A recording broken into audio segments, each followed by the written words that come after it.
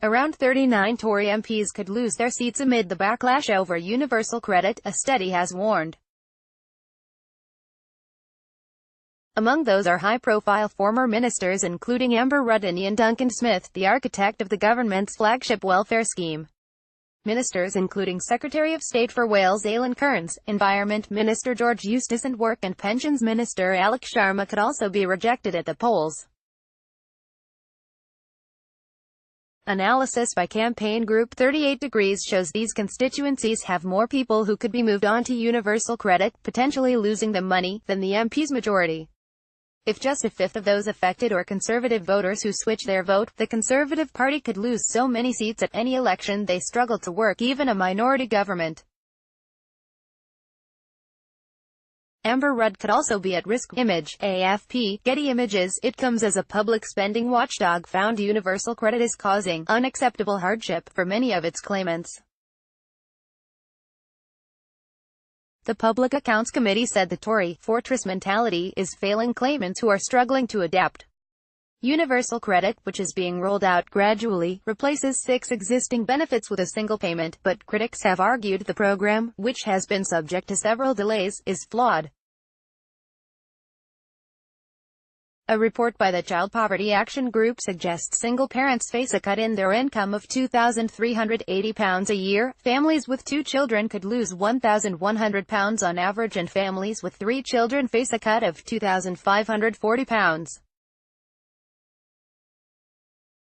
Despite being the architect of UC, Iain Duncan Smith has himself quit the cabinet over welfare cuts and has demanded another £2 billion be pumped into universal credit to make it work.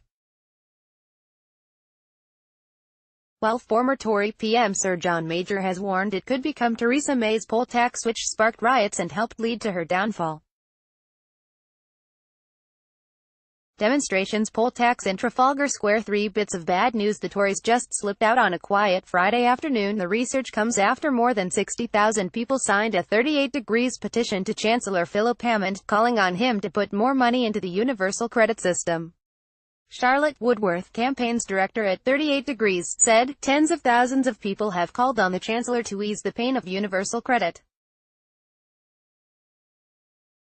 Hundreds of 38 Degrees members affected by universal credit have emailed their MPs to share their fears."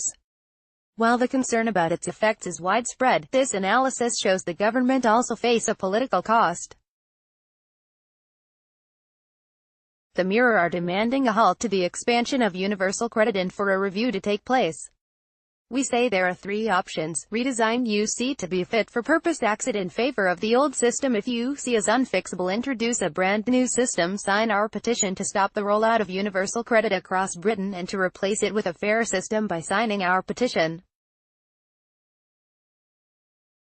Our analysis found that in 22 Conservative-held constituencies, the number of people who could see their income reduced is 5 times greater than the majority of the current MP.